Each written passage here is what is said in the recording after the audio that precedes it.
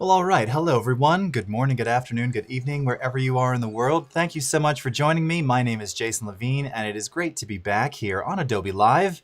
Seems like just an hour ago, and it was. But it's very nice to see you again for the Friday Masterclass, where today we are going to continue what we were doing last week, which was I'm going to be processing user-submitted voiceovers. Yes, so last week we had a bunch of submissions, and I took you through kind of my process of how I would apply effects and kind of treat the various voiceovers. Well, we did two, successfully finished them, and then the third we kind of ran out of time, so I'm going to go back to the third one. We're going to start with that and do kind of a little commercial spot, and then pick up another voiceover along the way. And that'll really bring us to time because there's just a lot to talk about. And this is where you're really going to get a lot of deep, nerdy knowledge around processing voice, all right? So again, the whole concept of doing this way is to really show you a lot of the variations and a lot of the different methods and things that you can use, and just things to be aware of when you're processing voiceovers, whether it's your own or somebody else's. There's always lots of different ways to do things, but there's some pretty standard things that you should just get used to as part of your workflow that'll make your work easier, particularly if you're going to be doing a lot of processing, whether it's compression, noise reduction, what have you. So as always, we're coming to you live on Adobe Live, Behance, YouTube, Twitter, Periscope. So hello, Cal, nice to see you. Cornell, what's happening? Wade, Polk Music, Julia Durant, great to see you again. Ariana, Reverb Mike, Aloha, how's it going? Mallory, Steve, Jan, Eric. Jan, I thought you were going to watch The Mandalorian. Sarah Beckett, what happens in Adobe Chat stays in Adobe Chat. Yeah. Umacorn, how are you? RB, all right. Paul, what's shaking? Nice to see you all. All right. And then over on Twitter, Periscope, we've got E. Phillip and Desiree and James. Nice to see you as well. Okay, so let's go ahead and let's get started, all right? So let's switch over my screen here. And I think I'm going to need to be in headphones. Also, apologies, I'm having to use a lot of noise reduction on the broadcast because, as I mentioned last week, actually, I don't even know if I started it last week? I can't remember. Last week, I think I was just rebuilding the studio. Still doing that, but now I'm in the process of verifying, and it's verification, and what's the other thing that I'm doing?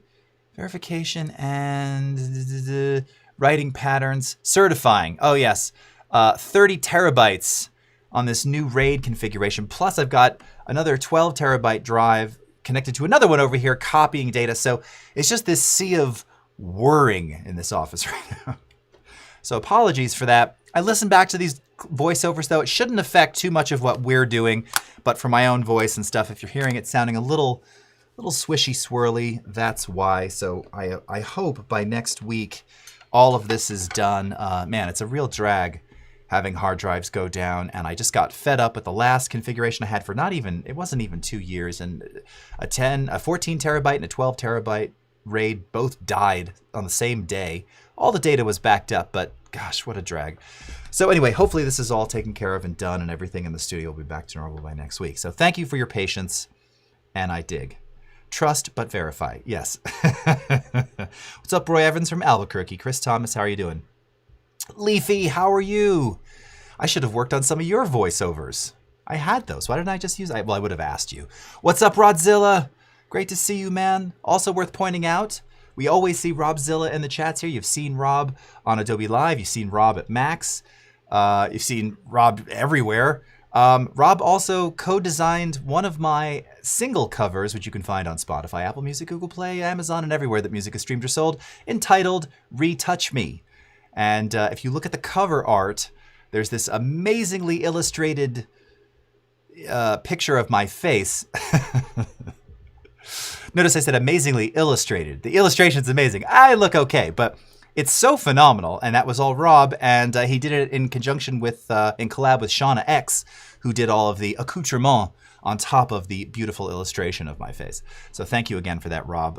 You're never far from my thoughts. Cal, what's up? Okay, very cool. Paloma Dora, hey. All right. Yes, Cornell, always back up your important data. So true. And again, I didn't lose anything. It's all been cloud backed up and everything, but man, it's still a drag. Okay, Reverb Mike, my hearing is swishy swirly, so it's all good. Very good. Okay.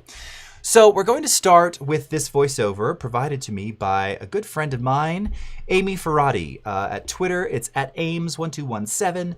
This is her site featuring a lot of her voice work, amyfvoice.com. And this is actually where we left off last week. Now, I want to point out two quick things before we get into this. You can see we're going to be working in the multi-track here, because what I thought we would do for the first half is EQ and compress the vocal and treat it, and then actually mix it against some music, because this is like for a radio commercial, a commercial spot. Really needs music to kind of sell the idea. And this will also give us a little opportunity to do some creative editing to kind of make the spoken passages pop against the music. But before we get started with that, so this was the original sample, and the first thing that I pointed out last week, as mentioned, I always run Amplitude Statistics. So whenever I get any voice file, whether it's my own or somebody else's, I always run Amplitude Statistics. You should too. And just to reiterate, the reason why is that this is going to tell you all of the technical attributes of your file. And as an editor, for audio especially, there's a couple key things you need to be aware of. First and foremost, peak amplitude. So we're peaking at -8 dBFS. Very good. No worries, no worry about possibly clipped samples. And that's the second most important thing you need to be aware of. Are there any clipped samples that it detects? And in this case, 0. Now, it's always a good idea to be mindful of these values here, these maximum, minimum, and average RMS values. So these are literally telling you the average listening level, but that's based on the decibels relative to full scale measurement, dBFS. Now, when we talk about broadcast loudness today, or just sort of loudness in general, we actually aren't measuring it this way anymore. This would be considered a legacy measurement. Instead, you can even see we have like legacy loudness, which again kind of conforms to this total RMS amplitude. These are still good reference points, but we don't actually measure that way anymore. Now we measure, I got to make this bigger so you can see it, in another way, which is called loudness units relative to full scale, or LUFS. And you can see here that this is telling us that our average loudness in LUFS is -26 dB. Okay. So, and then of course you have your measured bit depth. So those are really the 4 most essential fields of data that you want to be aware of. Now, with regard to bit depth, as I mentioned last week, if you're going to be processing voices, and that means adding compression, any kind of effects, EQ, noise reduction, you're going to be working and producing this file before you deliver it. You want to convert this to 16-bit, or at a minimum, 24-bit. You do not want to process on 16-bit files. 16-bit for audio is a delivery format. It's not a production format. That is an absolute. I don't usually deal in absolutes, but I just had someone this week. It's funny, a week after doing this voiceover thing, somebody on YouTube sent me a message complaining about some problems. They were working on a file and it seemingly was getting destroyed. And I said, well, is it MP3? And I'm going through all these things like, why are you losing data? And it turned out they were processing everything on a 16-bit file. Well, that's fine because Audition will actually do a conversion and then back again. But in general, if you're going to be doing production on something, you should be working in 32-bit float. That's where Audition is most comfortable. That's where you're going to see just the best performance overall, and then you don't have to worry about screwing anything up, and you can always undo. You can even go above 0 if you're processing in 32-bit and then restore those transient peaks. I could spend an hour talking about why, but this is a word to, I hate that phrase, a word to the wise. I don't even know what that means. If I'm the wise one and I'm saying a word to someone who is also, I don't know what that means. If you're doing production, if you're working on files, if you're mixing stuff before you deliver your finished version, 24-bit or 32-bit, all right? So to do that, you're going to go up to the edit menu here. You're going to go to convert sample type. And then in this case, now I assumed I was going to be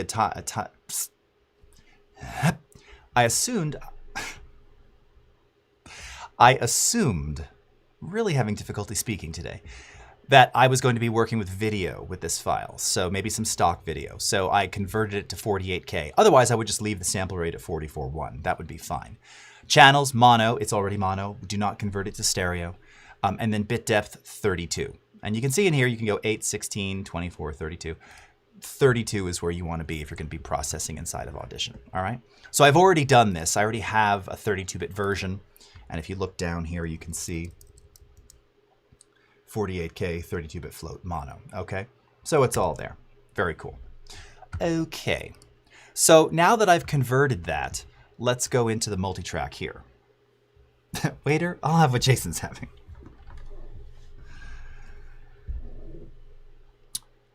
Her Twitter and website are still visible on stream. Yes, I was going to keep it up for just a few seconds. I'm going to take it off now, though, Tim. Thank you for that. I know I left them up way too long last week. Okay, very good. Okay, Picard lost data all the time. Mike, are you doing shows? You doing outdoor comedy? I'd come see you. You're pretty funny, man. 99 Love Balloons. All right, very good. Nina. Okay, so here we have some audio from Adobe Stock, which I downloaded directly inside of Premiere Pro. This is a preview version, so this isn't a licensed version. The nice thing about Adobe Stock Music is that the previews are not watermarked in any way, but they are lower bit rate, so it's a little swishy swirly. I'm also playing this back in mono because the noise reduction that I have applied here is already summing things into mono. So in order to avoid additional swishy swirlies, I'm playing this back in mono. And then we've got the voiceover here. So no ducking has been added. I haven't done any enveloping, adjusting volumes. I just attenuated the music volume about 9 dB. And let's take a listen to this raw voiceover against the music right now, just to kind of hear what they sound like together. You've been camping in your backyard, cycling in your living room. You've been enjoying rain showers in your bathroom, campfires on your TV screen, counting stars and birds from your window. You've stayed put long enough. Get ready to go. Go on a real vacation. Take the wheel at your nearest RV dealer. Okay. So actually, without even really doing anything, it sounds good. It's a little imbalanced, obviously. We want to hear more of the voice. And the voice is perhaps, gosh, I'm really just struggling. The voice is very warm and thick. So we want to add just a little bit of brightness to let it cut through a little bit more. Maybe accentuate a little bit more of just the sort of the mid-range fundamental. I don't want to make it bright or crispy. I just want it to pop out a little bit more. And then, if needed, maybe we'll do a little subtle ducking to just drop the level of the music. I don't actually think we're going to need to if we get the compression just right. Okay. Mia, we would be wise to take your advice, hence word to the wise. Yes, that I get, but I'm the one saying that, right? So I'd be like, word to the wise. So it's a word, I'm saying something to the wise. You're the wise, right? Isn't that so? I'm confused. So I'm not wise? I just have words? I'm giving words to someone who is wise? There's a whole scene in Schitt's Creek where David and his father go back and forth with this. It cracks me up every time because if you've watched my streams before, I don't like colloquialisms. I don't like expressions, particularly American ones, because they just don't translate. And as I got older, I started listening to these expressions that I was saying. First, so many baseball ones, they just don't mean anything. I mean, I guess they do if you're in baseball, right off the bat, knocked it out of the park, slid in the hole. What? What are you doing? Okay. Anyway, here's a funny outside story for you. I have cold turkeyed caffeine for a week today. Today is officially 1 week. I cut down my coffee years ago when I started doing my fitness journey. But I was still getting caffeine via pre-workouts. I've now cut out the pre-workouts and I'm only doing pump-building BCAAs. So no caffeine for a week, no headaches either. And I feel great. I don't know why I'm stumbling over my words today, but, someone's going to say, you need coffee. Okay. Valerie, that's it.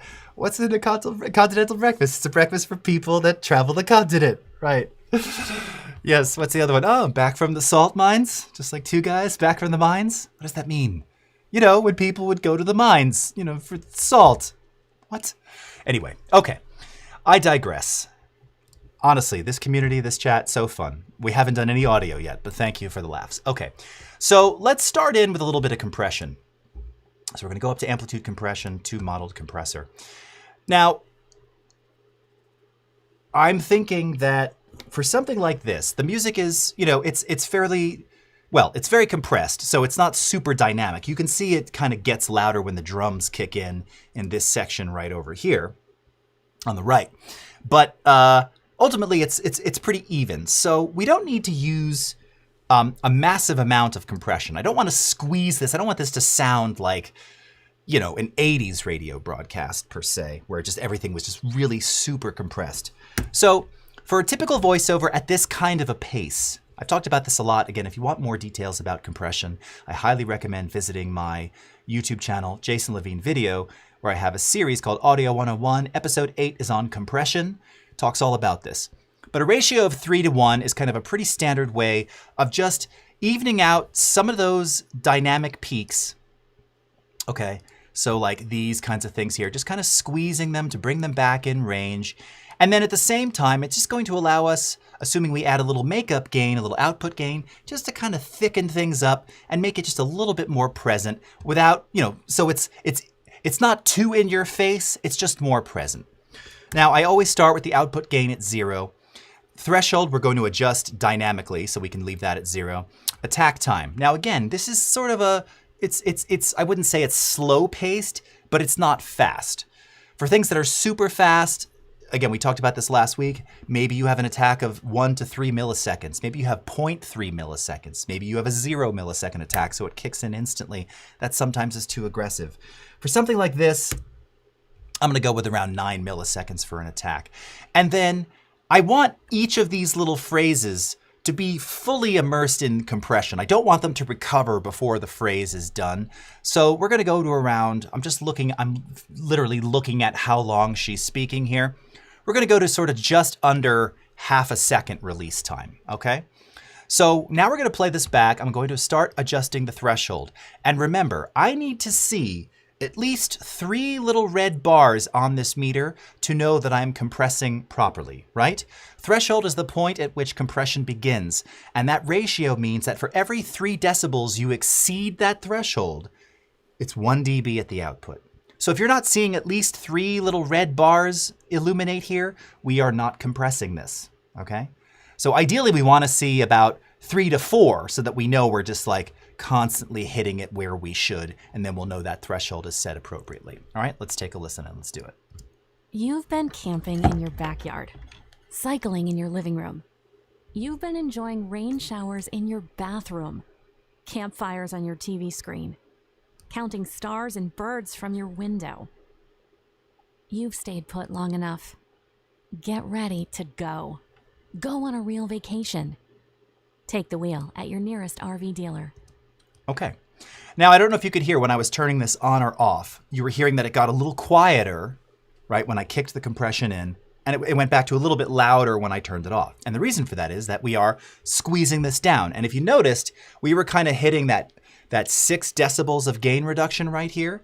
So effectively, again, 3:1, it's 1 at the output. 6:1, you know, and then if we go 6:1, or in this case, we go 6 above at 3:1, it's 2 at the output. If we were to go 9 above at 3:1, it would be 3 at the output, okay?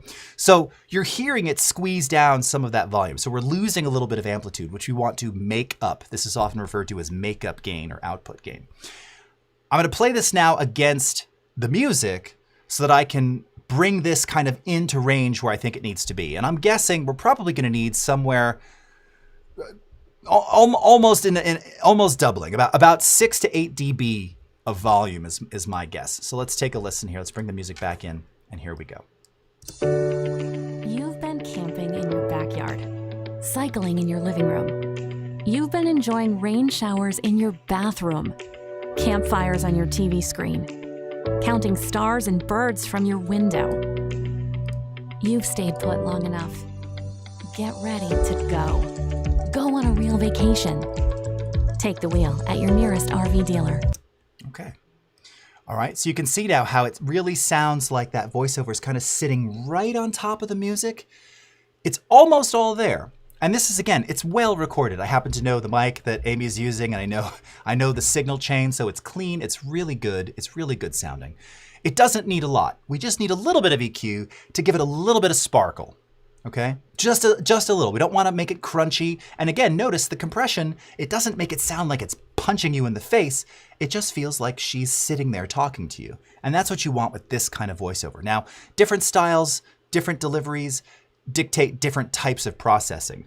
So if we had some like super aggressive music, and this was, again, not in kind of this almost whispery kind of voice, we might use a ratio of maybe 8:1 or 9:1. Or if we were really trying to just pump this thing, just make it ridiculous, then we'd start limiting 10:1, 12:1, 14:1. I probably wouldn't go even higher than 8:1, to be honest. But at 3:1, with about 8 decibels of gain, 9 millisecond attack, this sounds great. So now we're going to go into EQ. Okay, let's see if there's any questions around that. What microphone did she use, Leafy? It is the Shure SM7B. Very popular, commonplace microphone. I used to say, you know, commonly found. Robin Quivers of the Howard Stern show has used one for years. Joe Rogan, those are the mics that he uses on his podcast. I love the SM7B. I don't use it myself often, but I love that mic. Curiously, a friend of Joe Rogan's, another comedian whom I love, who I discovered this year, Tim Dillon, he uses one of my other classic favorites. And for those of you in radio, you'll know the Electro Voice RE20. Silver mic. It's got a lot of little cutouts. If you saw it, you'd know it. It's almost as famous as the Shure SM55, which is the Elvis mic, which, by the way, sounds pretty horrible, actually. It's not a good sounding dynamic mic for vocals. Looks amazing, sounds kind of crappy. Okay. Mia, I use a voice live effect machine. How much should we adjust for that much effect? I'm not familiar with voice live effect machine. Is that some kind of DSP box that does like compression and EQ real time? All right. Nice. Oh, Cornell, you know, you can turn it into a robot voice with some of our effects here. If we get time at the end, I'll show you how to do that, okay? Oh, and I see it's funny. Mike is saying Sunday, Sunday, Sunday, the 80s. That used to be one of my demo files. Me doing it. I actually did one of those spots 20 years ago. Sunday, Sunday, Sunday. I have to be prepared for that. But yes, it was exactly that. That is so 80s. Okay, let's go into some EQ. So we're going to go into Parametric Equalizer here. All right. And as I mentioned, just a little bit of sparkle up top, and just want to punch out a little bit more clarity kind of in the upper mids. You know, every voice is different. I think last week, one of the voiceover artists, we were around 4.5K-ish. This is probably more in the 3K, 2.5, 3K range. So let's see. But first we're going to start with kind of the upper end. All right, so I'm going to enable this band here, band number 5. Now this defaults to 12,800 hertz with a Q value of 2, which is pretty wide. This is actually the frequency I want to tackle. I'm going to turn the music off first and just kind of let you hear what boosting 12K with a Q of 2 does. Now, if you're a real audio nerd, you might be saying, well, if you're just trying to kind of lift the highs, why not use the high shelving filter? That's just it. I'm not trying to lift the highs. I want kind of a peak at around 12, 13, 14K, because that's kind of where shimmer lives. I don't need to accentuate 15, 16 and everything else. There's not a lot going on there, and this mic didn't pick up a lot of that. So it's just going to make it potentially a little too airy. I don't want that. So I'm just going to give a little bit of bell boost at around 12.8. So let's take a listen. You've been camping in your backyard, cycling in your living room. You've been enjoying rain showers in your bathroom, campfires on your TV screen, counting stars and birds from your window. You've stayed put long enough. Get ready to go. Okay, now I did it about twice as much as I would. That's pretty extreme. But you can hear, it doesn't make it crispy. It just gives it this kind of shimmer. You can hear in like S's and some of the consonants. It just, I don't know. It's like shimmery, sparkly. It's beautiful. It's slightly different for everyone's voice. And it's going to be slightly different based on the microphone that you use. Now, if this were recorded onto a condenser like the ones I have here, it would probably start sounding real crispy, like not pleasantly so. So this particular setting doesn't work for everybody, but it happens to work pretty nicely on this mic. Again, based on the fact that I know what this mic is. All right. So let's try around 5 and like almost exactly half. You've been camping in your backyard, Off. Cycling in your living room. On. You've been enjoying rain showers in your bathroom, Off. Campfires on your TV screen, On. Counting stars and birds from your window. Okay, nice. All right, and then one last little change. Maybe two. All right, so let's do the same thing here. We're going to have to find where this one is. I'm just going to loop these little sections right here and sweep to find out where I want to go. You've been enjoying rain showers in your bathroom. Campfires on your TV screen. Counting stars and birds from your window. You've been enjoying rain showers in your bathroom. Campfires on your TV screen. Counting stars and birds from your window. You've been enjoying rain showers in your bathroom. Campfires on your TV screen. Counting stars and birds from your window. You've been enjoying rain showers in your bathroom. Campfires on your TV screen. Counting stars and birds from your window. You've been enjoying rain showers in your bathroom. Okay. So again, I don't know how well that's coming across the stream with the noise reduction and everything. It's a little bit subtle, but it's just a little bit brighter, a little bit cleaner. And now when we play this against the music. Campfires on your TV screen. Counting stars and birds from your window. Let's turn it off. You've been enjoying rain showers in your bathroom. Campfires on your TV screen. Counting stars and birds from your window. You've been enjoying rain showers in your bathroom. Campfires on your TV screen.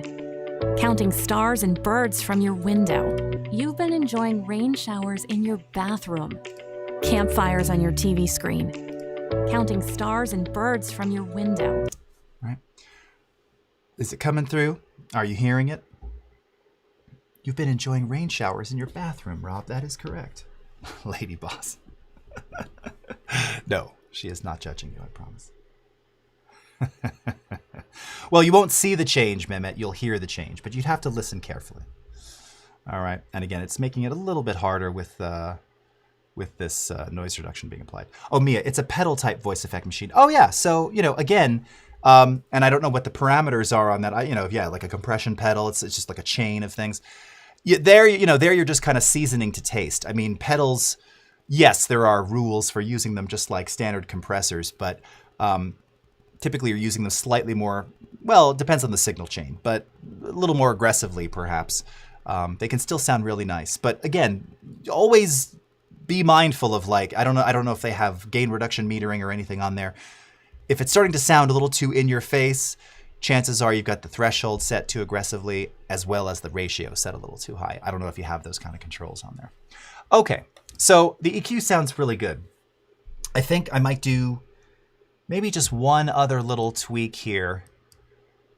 Just even out some of the roundness. You've been camping in your backyard. So I'm thinking, so let's do a Q value of about 8 here. And it's probably right around 200. So let's take a listen. Cycling in your living room. You've been enjoying rain showers in your bathroom. Campfires on your TV screen. Counting stars and birds from your window. You've stayed put long enough. Get ready to go. Go on a real vacation. Go on a real vacation. And that she give.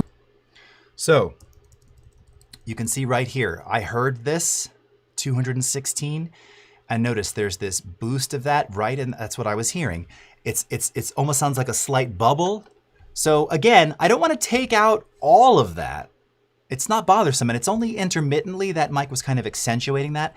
I just want to pull a little bit of that out. So really, very subtly, almost inaudible, but when juxtaposed against the music and everything, it'll make a difference. We're going to cut that around a decibel, all right? Just a little bit. And I heard it, and sure enough, as it played back, boom, there it is. You could just see it registering right there, okay? So just about a dB, just to kind of smooth out the edge there, all right? Cool, okay.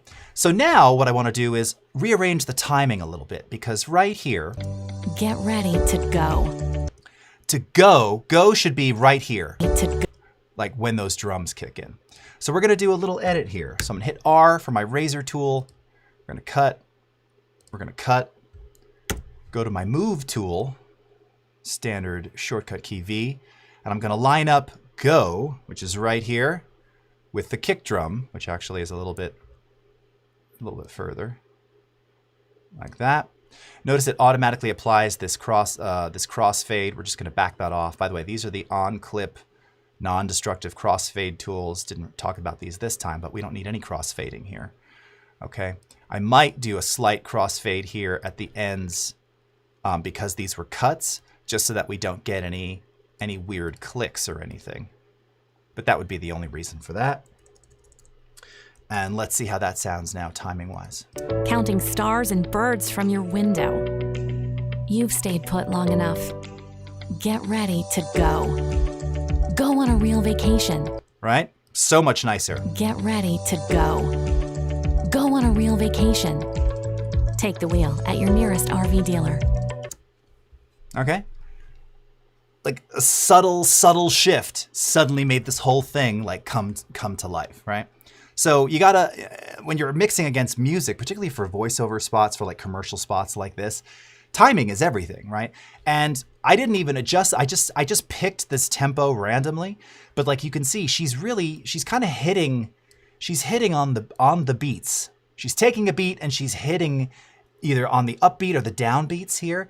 And it all kind of just really comes together and sounds nicely musical. You've been camping in your backyard, cycling in your living room. You've been enjoying rain showers in your bathroom, campfires on your TV screen, counting stars and birds from your window. You've stayed put long enough. Get ready to go. Go on a real vacation. Take the wheel at your nearest RV dealer. Okay. And then if this were, a proper commercial, we would do, a subtle fade out like this. Take the wheel at your nearest RV dealer. Okay. Or something like that. Okay. All right.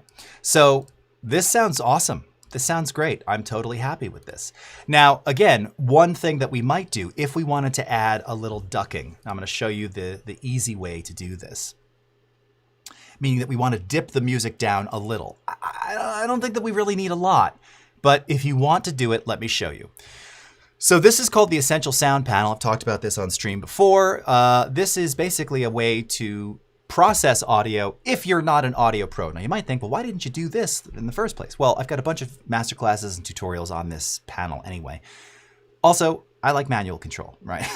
Trying to teach you all the old school ways, because if the ship ever goes down, and you find yourself transported to 1974 in front of a lot of analog gear with knobs, you'll know what to do if you watch these long form versions. Anyway, basically this allows you to quickly tag files and then apply processes to them. So first and foremost, we're going to click on music and we're going to tag that as music. And then it brings up a whole bunch of things that I would use to process music. We're going to come back to this. I'm going to tag the dialogue as dialogue, okay? And then again, there's all kinds of things in here. And you'll see there's like loudness matching, noise reduction, rumble reduction, dehumming, de-essing, reducing reverb, clarity, which is compression, but with a single slider, so you don't have to think about ratio or anything like that. By the way, this clarity slider actually works really well, and it's very good sounding, and I would recommend that if you're not comfortable using a manual compressor.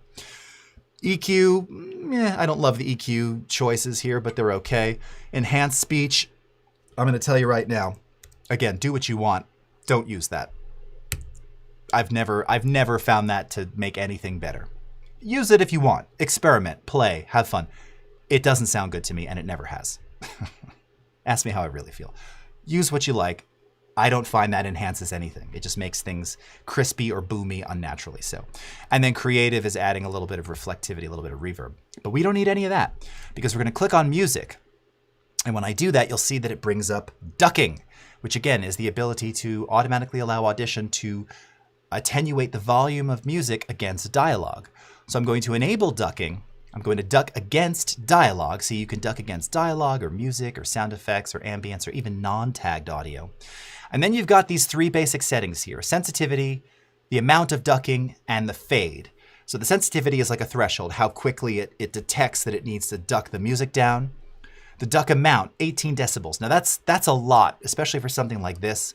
Let's try around -6 and see. We don't want a lot of ducking. It sounds pretty good already. And then the fade time is when it detects voice, how quickly it ducks down And then after the voice is done talking, how quickly or how slowly it recovers, okay? So we can see what this default setting sounds like.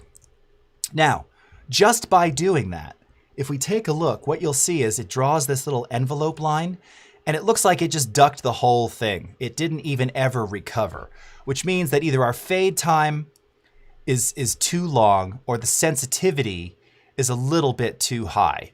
So we're going to have to see what this does, but let's take a listen and see how this did right here. You've been camping in your backyard, cycling in your living room. You've been enjoying rain showers in your bathroom, campfires on your TV screen, counting stars and birds from your window. You've stayed put long enough. Get ready to go. Go on a real vacation. Take the wheel at your nearest RV dealer. And you can see it faded up the music at the end there ever so slightly. Okay. All right.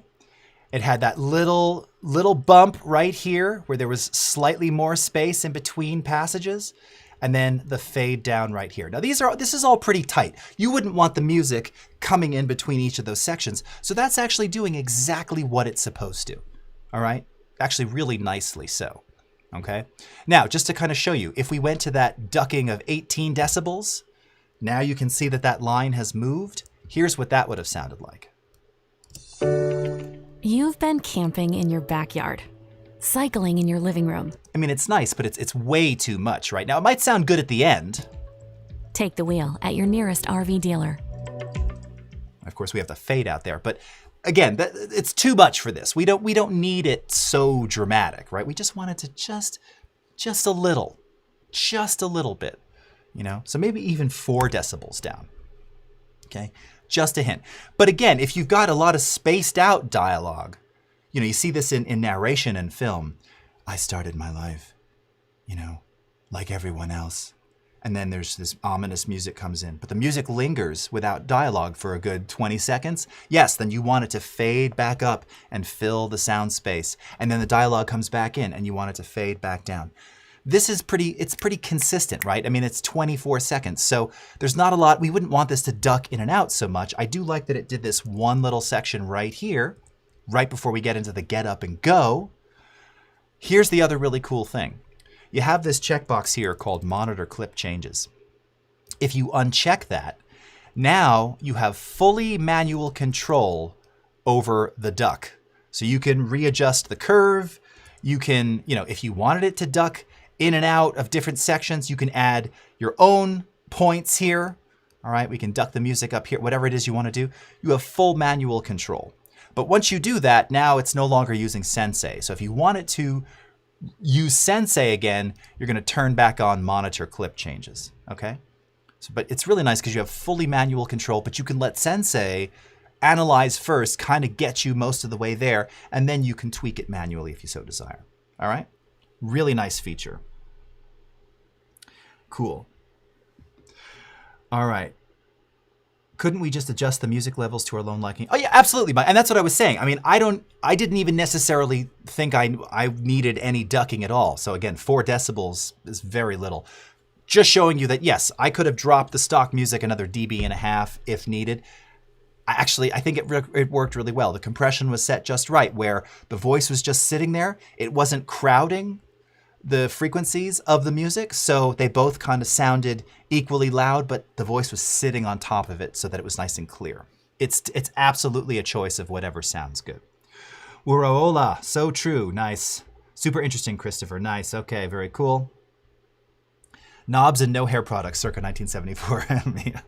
What would I do? You know, I think about that, like what shampoo would I have used then? Okay, anyway, that's Essential Sound. Thank you so much, Amy. Again, I'll pull up your URL real quick. If you want to check out some of Amy's additional work or you like her voice, anyone who's listening, watching, looking for a voiceover artist, here's how you can contact Amy. All right, and thank you so much for submitting your file. Okay, on to our last one for our last 15 minutes here.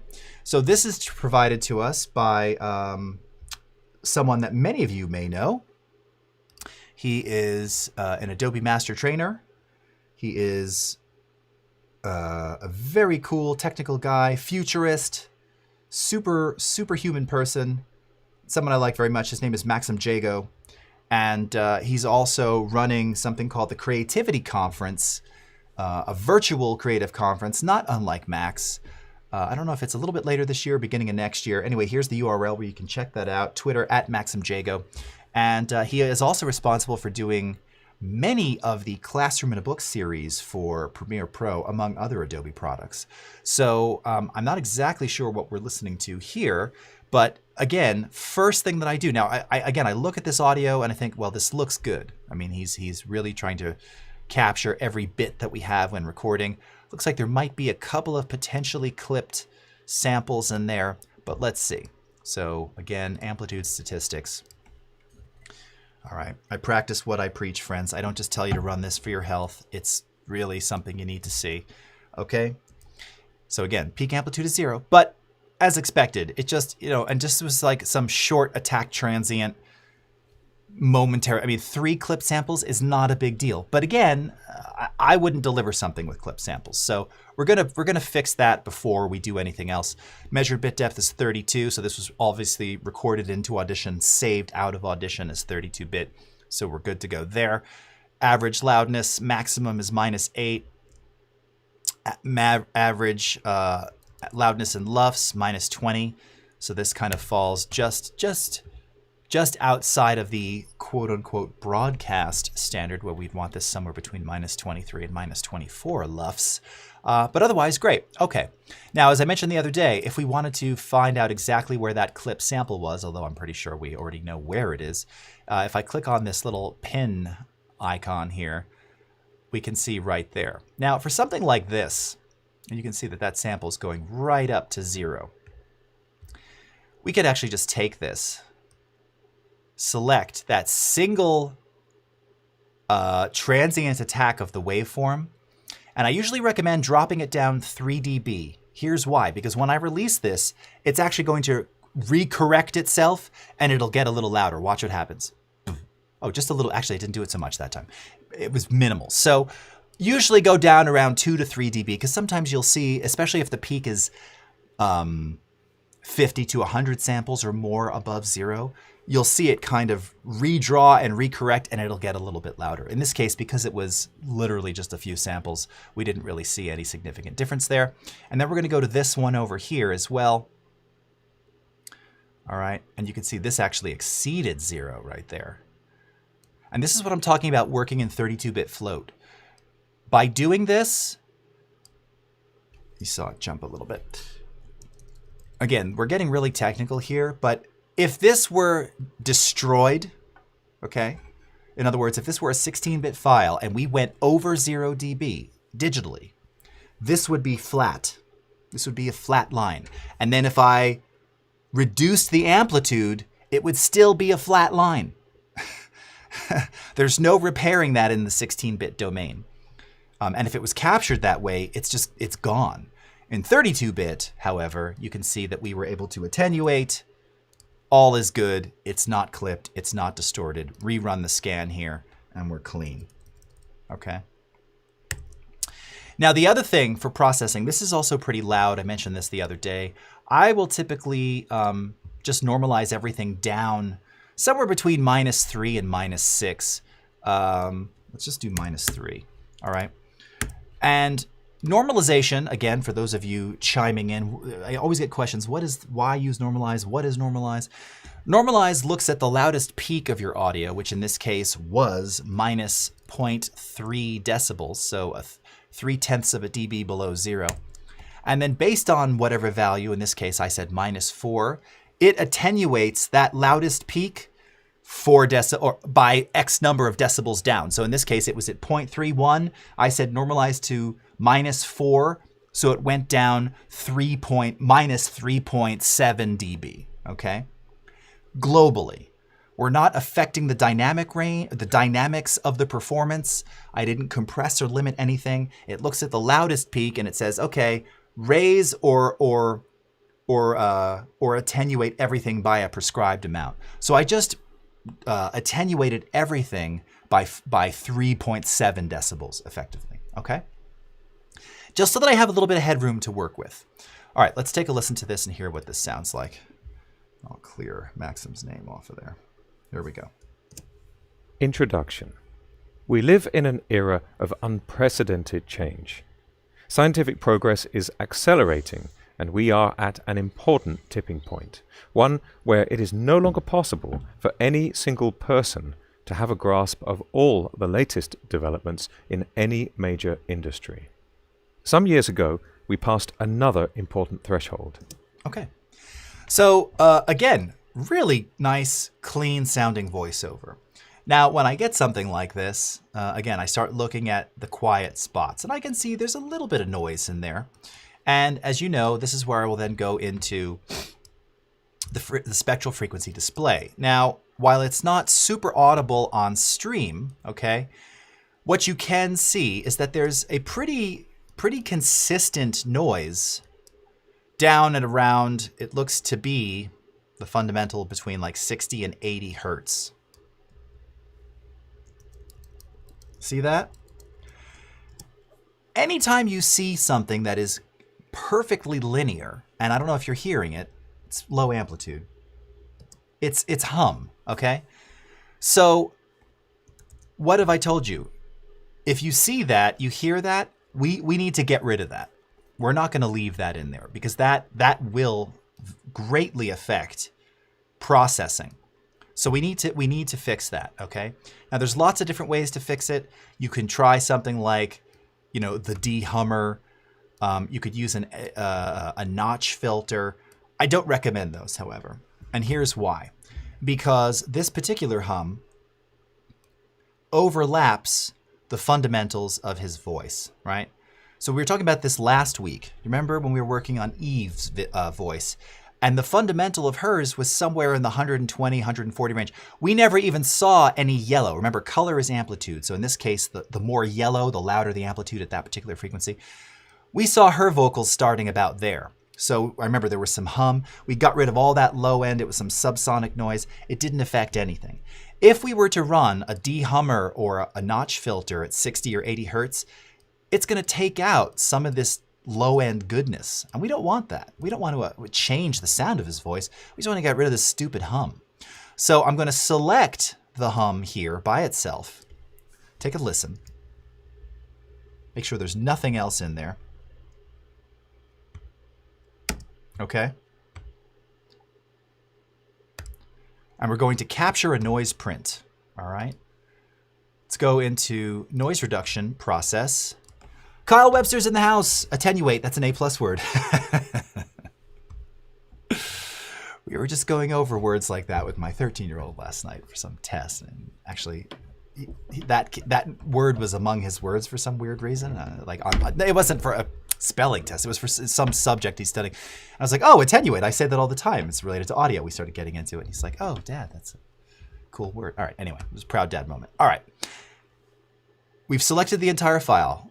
Now, there's a lot of parameters in here. We don't have time to go through all of them. I want to reduce this by about, let's say, 35 decibels. Just real quickly, for hum and things like that that are consistent and annoying, we're going to set spectral decay to 0. I've talked about this ad infinitum. I don't have time to go into all of this right now. But essentially, if you have something like ambient noise that you're trying to attenuate, just drop down ever so slightly. You don't want to subtract it necessarily because maybe it is interfering with vocal frequencies or something else. You can use spectral decay, and essentially what that does is it smooths out the reduction, but it actually leaves some of the noise in there. So you don't really perceive it as much. It's not as bothersome, but it's still there, and it's less aggressive, and you won't end up with as many artifacts potentially. With hum, with something consistent like this, which we don't want that in there. We don't want 60 cycle hum in there. By setting spectral decay to 0, it turns this noise reduction into what's known as a subtractive algorithm, meaning that it's just going to completely eliminate those frequencies. It's not going to smooth them out. It's not going to decay them gently based on the amplitude of the program material. It's just going to take them out entirely, and that's what we want. And then we have the reduction slider here, which is like how much of it do we want to remove. So let's just try around 74%. We're running out of time, so I don't even need to listen to the preview. Everything is set properly here. Let's apply this, okay?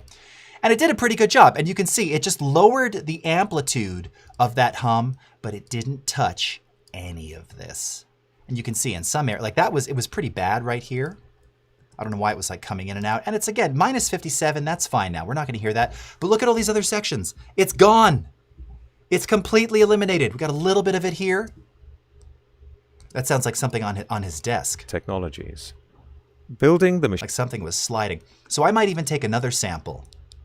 That actually sounds like a slightly different noise. Let's capture that noise print. All right, go into noise reduction. Let's remove about 60% of that. Let's do it at 20 dB. Let's select everything. Okay, and we got even more of that out now. Okay, so let's see. Before, whoa! It's almost as loud as it's speaking. After. And when we listen, in turn, require other complex technologies. Here's before. In turn, require other complex technologies. His voice is no different. The difference is we no longer have any of that stupid hum in there. All right. And now we've got a nice, clean vocal that we can process. If we add compression to this, we're not going to be compressing any of that low-end nonsense. All right. Very, very cool. Yep. Sweet. And again, now I don't really see too much down here that's bothersome, but if we wanted to completely eliminate any of those subsonics, again, none of his voice fundamentals are at 40 hertz. So we could actually just delete all of that. We don't need any subsonics. So now this is really clean. We live in an era of unprecedented change. Scientific progress is accelerating, and we are at an important tipping point. Oh, that sounds wonderful. Okay, so no subsonics, and we carefully, clinically attenuated the hum.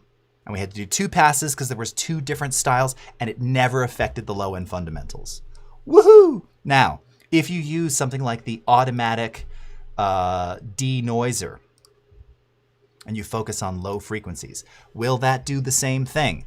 Well, this algorithm does a very good job of removing noise and not kind of getting in the way of vocal frequencies that overlap.